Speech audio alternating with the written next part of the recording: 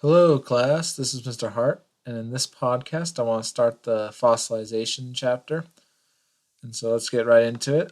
First of all, I just want to ask what is a fossil? So you probably are familiar with a lot of different fossils you've probably seen. You've probably been to a dinosaur museum or something like that and have looked at many types of fossils, but we want to be very specific about what a fossil actually is. Okay. So a fossil, if you think about it, is just going to be the remains of a living organism. Okay, usually it's the bones for larger animals. Sometimes it can be just an imprint of the organism. Okay, it's not always an animal. It could be a plant. Okay, so there's lots of different types of fossils, but this is consistent between all of them. Is that it's always the remains of a living organism. Okay, so fossilization then is just that process of preserving the remains of those living organisms. Okay, so plants, animals, dinosaurs, okay, any of those things can be fossilized. Okay, and fossilization is that process of turning them into fossils. Okay. All right, so we want to look at some of the features of fossils. Okay, they are parts of living organisms, like we said. They are usually found in rock structures, most commonly, because rocks can last a very long time. And so if a remain is found in a rock structure, it will usually stay there. Okay. It needs to be preserved, like we said. So you can't just take the bone of an animal and say it's a fossil because that bone may not last. It may erode away or deteriorate over time. Okay. So there needs to be some type of method for preserving these fossils. Okay. For it to truly count as a fossil, it has to be preserved in some way. Okay, and the last thing is that they are very rare. Okay, not every animal that dies is going to become a fossil. Not every tree that dies is going to become a fossil. Okay, there's got to be, um, again, this preservation that occurs. And so this is actually pretty rare to actually find a fossil. Okay, so compared to all the organisms that ever lived on the earth, okay, the amount of fossils we have is very small. Okay, it's very rare. All right, so why are fossils important?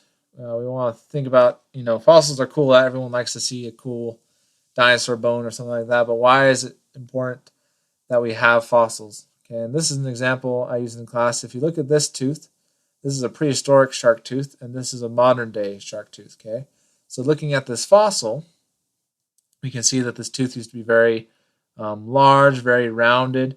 Okay, because the shark used to be much bigger, and its prey used to be much bigger.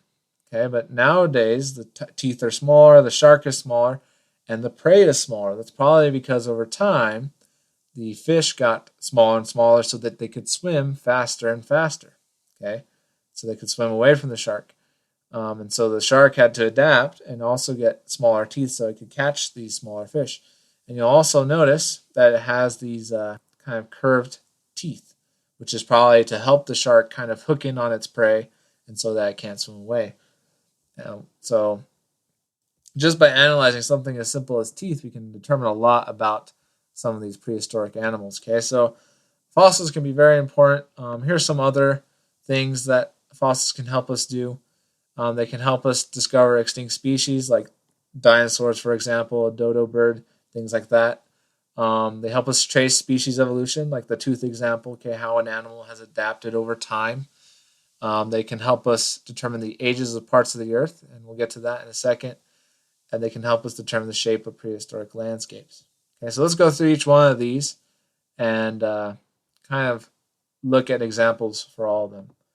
Okay, so extinct species is probably the most obvious. Okay, that's how we know about dinosaurs. And so oftentimes they'll find bones of an animal, okay, like a dinosaur, and they'll find them kind of spread out across some type of rock. And as they look at the chemical traces, they can compare it to animals that live now and see if it is, related to any of the animals or if it's just a whole different type of species. Okay, this is probably, it looks kind of like a raptor almost, so this is probably a raptor fossil. But if they compare it to living organisms and they can't find anything that's even close in structure, then it's probably an extinct species. So dinosaurs, for example, they found a lot of dinosaur bones. They don't even look similar to anything that we see nowadays. And so we can tell that these have to be some species that doesn't exist anymore. Okay. Now this case is kind of rare where you see all these different fossilized bones in the same picture. Sometimes that happens, but usually they're not that fortunate. Usually you'll just get the skull, you'll just get the spine, okay? Or they'll just find certain bones. And so a paleontologist's job is to kind of piece all the puzzle or all the bones together, you can think of it. Okay, either using chemical traces to see which ones are from the same type of animal and things like that. And so it's actually a lot more difficult than you would think, And plus, they just have the bone; they don't know what the skin of the animal looked like, how the muscle structure was, and so they kind of have to infer and use different scientific methods to determine those things. Okay, but fossils are definitely a huge part in determining some of those extinct species. Okay, another one is species evolution. Okay, this is a picture of the believed evolution of the human skull. Over time, you can see that if this is kind of modern day, and this is kind of like early primate type skull, you can see how the skull is kind of rounded off over time. It's gotten larger, probably to help protect the brain more. You'll also notice the jaw kind of came in more. Uh, the teeth and the jaw came up more, probably to help it from not dislocating, or so it doesn't dislocate as easily. You also know there's kind of this little bone that goes across your skull, which they kind of had before, but again, it's kind of gone closer to the jaw, also to probably help protect your mouth and your jawbone and things like that. And so fossils, we can kind of use the different fossils we find to kind of trace how certain animals or certain parts of animals have adapted. Okay, this is just an example of the human skull. Now here's another one with a fish that kind of turned into a lizard over time, and we can kind of trace fossils and analyze. This is a view of the skull again from an aerial view. We can analyze how it has adapted over time as it went from sea to land, okay? And just finding those different fossils can kind of piece together how it looked over certain periods of time. We won't go a huge amount into this. This is more for if you're into biology and if you're going to take a biology course, you'll learn a lot about species evolution. But just understand that fossils have been a big part of tracing these adaptations that these animals take. Okay. Next one is for determining age. Okay, so this little diagram here has a bunch of different rock layers and some different fossils in those rock layers. And so if you can imagine, these rock layers had to form over time, right? Well, likewise, these fossils had to occur over time. So this fossil at the very bottom, in the bottom rock layer, had to have formed around the same time as that rock layer. So this fossil is approximately the same age as this rock layer. Likewise, this animal on top, this fish, had to form the same time as this rock layer, so it's about the same age as the rock layer on top. Okay? So, looking at these fossils, though, we can determine which one's the oldest. And if you think about it, if this rock layer is on the bottom, then it has to be the oldest rock layer because the other rock layer is formed on top. Okay, so this fossil, which looks kind of like a trilobite, it has to be the oldest fossil because it's in the oldest rock layer. Okay, and this is really cool because we can determine if certain species lived in similar time periods or if they lived at different time periods.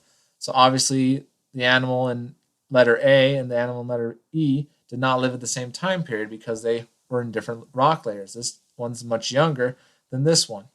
Okay. Likewise, we can compare these different ages. If we found another fossil that's in the same layer, then you know that's how it lived in the same time period because it's formed in the same layer, had to live during the same time. Okay? And so we can use these different fossils and determine which layer they form in, and we can find out a lot about the age. Okay? In fact, when we get into Earth's history, we'll look at this a lot. We'll look at how there's certain different types of dinosaurs, but they lived in different periods of time. They use this method to determine that. We'll look at just all the different types of ways we look at the different chronology of Earth's history and how fossils have kind of built up on that. And so this is a huge piece. And again, I'm just kind of summarizing it here, but as we look at the different layers these fossils form in, we can determine when they formed and when the rocks formed and things like that. Okay? And then last of all, we can determine things about prehistoric landscapes. Okay, so you may have heard of like the Bonneville Salt Flats. okay, in West Utah. That area all used to be a lake, okay, a giant lake. It covered up most of Utah, and the way we know that is first of all by seeing all the salt on the bottom, which would have been the lake bed, okay, and that salt kind of settled out and dissolved and made the salt flats.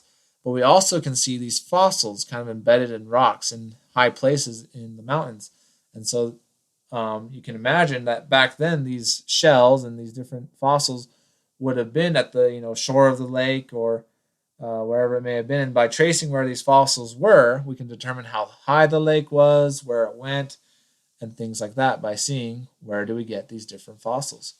Okay, so that's just one example. We can use fossils for determining other landscapes. For example, you may have heard of Pangea when the Earth was all one big mass. That also came from analyzing fossils in different locations and seeing that they had to be in the same location at one time. Okay, and so things like that helped us determine that there was Pangea. Okay, so just analyzing fossils can help us determine what the Earth once looked like. Okay, so this is also a very important feature. Okay, but that's all we want to cover for fossils today. But just review some of these different ideas of why fossils are important, and hopefully that all makes sense. Let me know if you have any questions, and thank you for watching.